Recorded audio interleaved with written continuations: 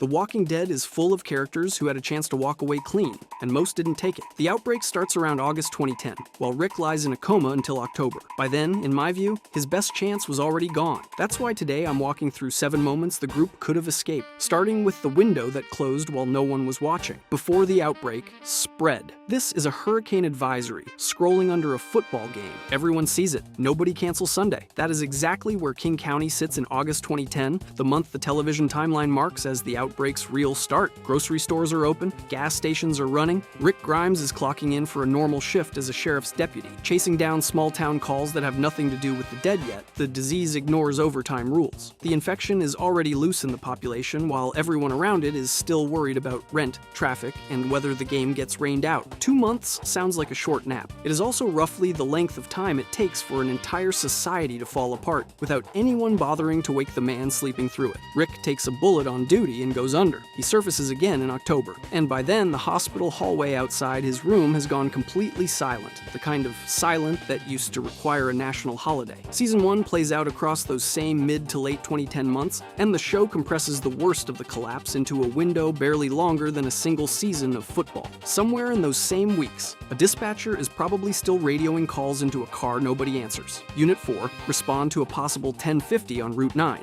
Nobody responds because there is no more Route 9 to respond to. Rick spends the entire stretch where leaving was still simple unconscious in a hospital bed, and he wakes up to find that stretch has already closed behind him. The canon details from that period broadly point the same direction. The disease spreads while stores stay stocked, while deputies still pull ordinary shifts, while a man can take a gunshot and land in a hospital like it is just another Tuesday on the schedule. The actual danger sits underneath that normal-looking routine, running on its own clock while most people assume a working grocery store means a working world. Lori and Carl are living through that exact stretch too, still expecting Rick home from his shift, still likely treating the news as background noise, missing what may be the only warning they will ever get for free. Nothing in the show nails the outbreak to one specific calendar day. Timeline guides anchor it to slightly different weeks, but nearly all of them land in the same stretch, late summer 2010, give or take a handful of days. The disagreement stays confined to the exact number, while the season and the size of the lost window stay consistent across the major published versions. That is the cruelest part of his coma. He sleeps through the version of the apocalypse where a man could still walk out the front door and drive somewhere quiet, and wakes into the version where every door already needs a lock. 2 months earlier, that same drive would have looked like an overreaction. By October, it looks like a miracle nobody gets to have. The collapse eventually offers one last promise of expert protection, complete with secure doors, advanced equipment, and a clock that turns refuge into a race. Jenner's CDC Countdown, the place built to save the human race from a plague scheduled its own destruction before the plague could finish the job. That's the room Rick's group finally reaches. Fluorescent lights, cold coffee, and one exhausted scientist named Jenner, who has spent weeks alone with a countdown clock instead of a cure. They arrive believing in something concrete, a government answer, a lab with real doors and real authority, the last structure standing that still looks like it knows what it's doing. Lori and Carl finally get a hot shower and a real bed, the closest thing to ordinary life since the outbreak started, and for a few hours, it holds. Rick's group treats the Centers for Disease Control like a finish line. It still has power. It still has blast doors thick enough to keep the dead outside. For one night, that looks like enough. Then Jenner explains the number flashing on the wall. The facility runs on a decontamination protocol that triggers automatically once its reserve power drops low enough, a thermobaric charge designed to sterilize the building and everything inside it. He tells them wildfire was declared 194 days earlier, and most of his colleagues are either gone or dead by their own hand.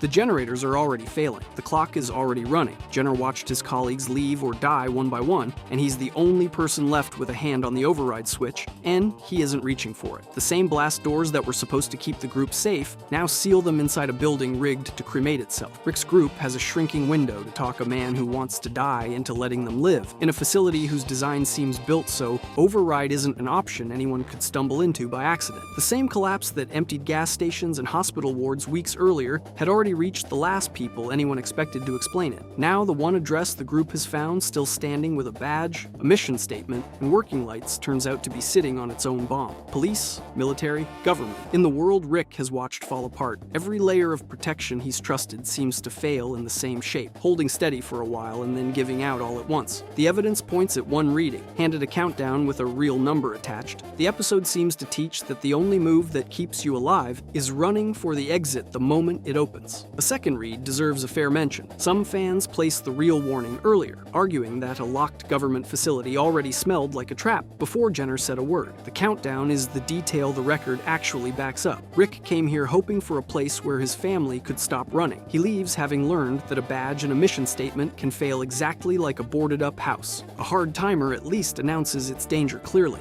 The next refuge hides its deadline behind quiet fields, family hospitality, and one locked structure full of movement. The Barn Massacre. The safest-looking property in the entire outbreak was also hiding a concentration of walkers far closer to home than anything the group had expected, and the man who owned it slept just yards away each night. Herschel Green's farm offered everything the CDC's countdown clock had already proven could vanish. Rows of crops, a wraparound porch, horses in the pasture, the kind of picture the group hadn't seen since the outbreak started spreading. A locked barn stood in the middle of that image, and Herschel's coping strategy appeared built almost entirely around treating the barn's contents as patients rather than corpses. Officially, the barn held livestock. Herschel kept it shut, kept visitors away from it, and deflected questions about the noise inside with some version of the same line. It's not your business. The group had spent weeks scavenging graveyards and gas stations, so a farmhouse with actual furniture felt like the finish line, and few wanted to be the one pushing on Herschel's rules. Curiosity finally beat patience, and the barn held far more of the dead than most of the group had assumed. Herschel had been feeding them. He believed a cure was coming, and in his mind, he was keeping his wife, his stepson, and his neighbors alive until that cure arrived. Rick's own son was sleeping in a tent just a short walk from a structure Herschel wouldn't let anyone open. The barn door was the only thing standing between that belief and the people who trusted his land enough to unpack their bags on it. When the door came open, the farm's entire pitch collapsed in the space of a few minutes. A home that had looked like the group's first real exit from the road turned out to be running on the same kind of denial that the show suggests, got other survivors killed in enclosed spaces across the outbreak. Every fence photo the group had taken in their heads got redrawn in that instant. Nothing in the show states outright that the barn was the single deciding factor in the group's later collapse, but the pattern holds anyway. The property that felt safest was the one hiding a concentration of the exact thing everyone was running from. Fans still treat Herschel with sympathy for this, and that sympathy is earned. A father trying to keep a version of his family alive in his head is a recognizable kind of grief. Rick's group wanted the same thing Herschel wanted, a place where ordinary life could start again, with a working kitchen and a fence around it. The barn is the moment that wish met its cost, because the fence and the kitchen were real, and so were the dead sharing the property. Herschel defended that decision right up until the barn doors opened and undead family members stumbled into the daylight. That same math would follow them to every gate, every wall, and every fence they ever trusted again. That kind of danger rewards a fast decision, because it's already been named and located. The threat waiting after it skips the locked door entirely. It arrives loud, armed, and fast enough to take the walls down before anyone gets a vote. The governor's tank arrival. A man loses an argument with his own reflection, and solves it by driving a tank into a prison yard. That's the actual shape of the governor's decision. He spends a long stretch of the outbreak nursing a grudge against a fenced-in cell block full of farmers, mechanics, and one increasingly frayed former deputy, and when threats and sabotage fail to move them, he escalates to armor. The prison had looked, up to this point, like the group's best answer yet. Reinforced yards, working watchtowers, crops in the ground, medicine on the shelves, a maze of fencing built to slow down something that shuffles rather than something that fires. The wire and the towers were engineered for muscle and teeth. A tank operates on an entirely different scale, the kind few survivor camps in this stretch of the outbreak planned a defense against. Then it shows up anyway. The governor's people arrive with rifles, then with rounds heavy enough to crater the yard, and inside minutes, the prison stops being a home and starts being a battlefield. This happens in the middle chapter of the show's early timeline, well before the story starts leaping across years at a stretch, and that placement matters. Rick's group is still operating on Walker-era instincts, guard rotations, fence checks, the assumption that the biggest danger moves slowly. A war machine doesn't play by that assumption, and it doesn't wait for anyone to catch up. Watchtowers built to spot a stumbling threat can't do much against a shell. Fencing rated for the slow-moving dead buckles the same way, regardless of who's inside it. The prison population, people who'd planted gardens and named their bunks, gets thrown into open combat against an organized human force with actual military hardware. And the lesson lands hard. Whatever kept the walkers out was never built to stop a person who wanted them dead on purpose. Nothing in the footage spells out an exact countdown, but the pattern holds anyway. The tank clearing the tree line is the moment retreat stops being optional and becomes the only math that works. In hindsight, staying inside those fences after the governor's first visit was gambling that persuasion would outlast his patience. It didn't. Rick keeps chasing a version of safety, where Judith grows up behind a fence instead of behind a gun.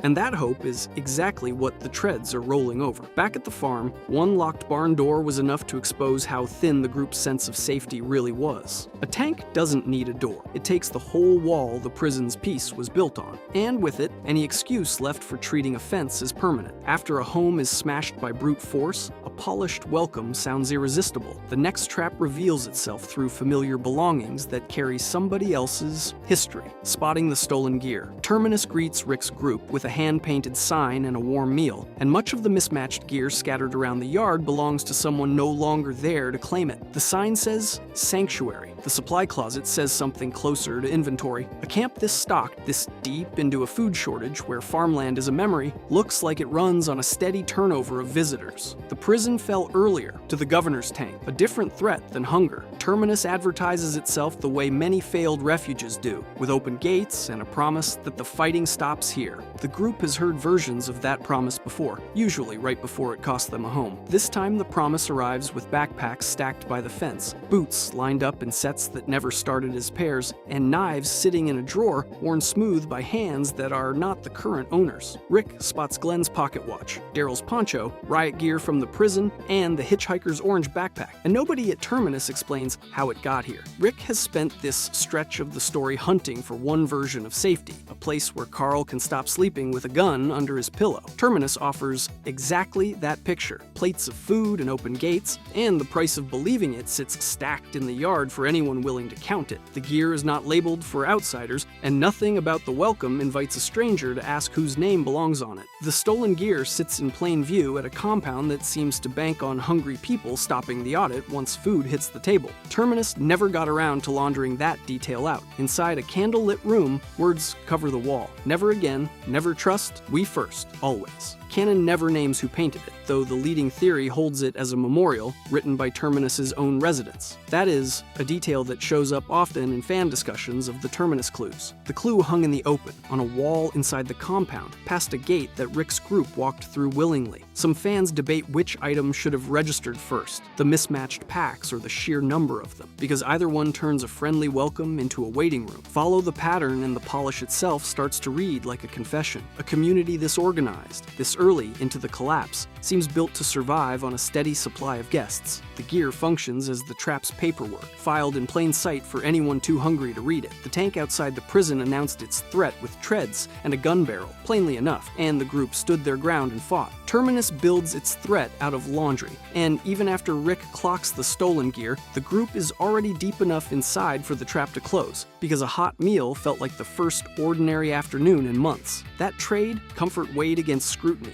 is the same one that keeps costing them ground, one home at a time. Walking away from one compound still assumes the road out belongs to nobody. The next warning waits on open highway, where somebody has already decided which travelers are permitted to keep moving. The savior roadblocks. A highway used to mean options. A way out, a way around, a way to somewhere better. Under the saviors, a highway means a bill, and the bill comes due whether the community waiting to pay it can afford the terms or not. The blockade works as deliberate theater, staged so the message lands before anyone reaches for a weapon. A row of parked trucks blocks the lane end to end, a few men with rifles resting easy against their hips, boots up on the bumpers, and a clipboard somewhere keeping track of who paid this month, because even apocalyptic warlords apparently love paperwork. The scene gets staged, obeyed, and repeated across Savior territory on a running schedule, which is a colder kind of dread than any ambush manages. By this stretch of the timeline, Alexandria, Hilltop, and the Kingdom have all grown past scavenging in small packs. They have crops, walls, and people who expect to wake up tomorrow. The Saviors leaned on road control more than manhunts, owning the roads between settlements and planting a man with a rifle on the routes that connected them, waiting for supply runs to come knocking on a checkpoint dressed up as a gate, complete with better manners than any wall ever needed. Extortion runs deeper than one blocked intersection. Tribute gets collected on a rotation, community by community, month after month. Refusal gets punished somewhere else, sometimes on someone who had nothing to do with the decision that triggered it. a neighbor 2 towns over paying for a choice they never made. Cool policy. Alexandria, Hilltop, and the Kingdom all fell in line eventually, one burned truck at a time, and the list of who owes what only ever grows longer. That is the mechanism worth sitting with, a network that polices movement across an entire region and answers resistance in a different zip code than the one that resisted. An organized checkpoint appearing on demand across Savior territory suggests the surveillance started long before the first word gets exchanged. That reading holds together because the evidence lines up across 3 separate communities, paying the same toll to the same faction. The apocalypse, at this point, had shifted from scattered chaos and roaming herds toward a fight over who owns the ground the living walk on. Terminus taught the smarter survivors to read a trap from the objects left sitting in plain view, a wall of hand-painted threats that told the whole story before anyone asked a question. The roadblocks drag that same lesson out onto open asphalt, where the threat stands in the middle of the lane wearing a plain black leather jacket, boots planted wide in the center line, impossible to miss and impossible to argue with. Families still hoping for a stretch of ordinary life pay this tax in trips they cannot make and trades they cannot risk. Rick's people keep searching for the version of this world where a supply run is just a supply run. The Saviors made sure that version stopped existing anywhere near their territory. A toll leaves room for negotiation. The final warning in this story stands silent on the tree line, built entirely from the people who kept walking forward anyway. Alpha's pike border, count them. Alpha lines the edge of her territory with human heads mounted on spikes, and the row marks the border, warning what crossing it costs. By the time this border goes up, the world has had years to recover. Communities trade again. Trade caravans keep to marked routes now, moving supplies between allied camps that trust each other again. Caravans move between settlements on rebuilt roads, the kind of routine that once made a quiet paddock feel safe and a countdown clock feel like a technicality. Alpha skips the countdown and the locked door entirely. A hillside anyone can spot from a distance does the negotiating for her. The Whisperers rely heavily on psychological warfare and territorial terror displays. They wear the skinned faces of the dead to move unseen through walker herds, and they mark ground the same way, using bodies instead of fences or patrols. A pike line functions like signage. It tells anyone approaching exactly whose land this is and exactly what happens to people who wander onto it uninvited. That is the detail that separates this border from the barn, the CDC, and the outbreaks warnings named earlier in this story. August 2010 buried its danger inside a family's daily schedule. The CDC buried its danger behind a keypad and a ticking clock. This hillside puts the danger on open display in full daylight, standing upright on wooden poles, facing the road. Read as a boundary line. The message is simple. Turn around, because the ground past this point belongs to people willing to spend human lives to say so. Read as a taunt. It becomes something to answer, and answering it is one way the border's aftermath escalates into full war between the communities and the Whisperers. The families who rebuilt farms and trade routes after years of loss now face a faction that has turned mourning into a border wall, and Rick's promise of a place where his people can finally stop running gets measured against a hillside of proof that stopping was never guaranteed. Some viewers read the scene as pure horror, others read it as the turn into war, and that split reaction is the tell.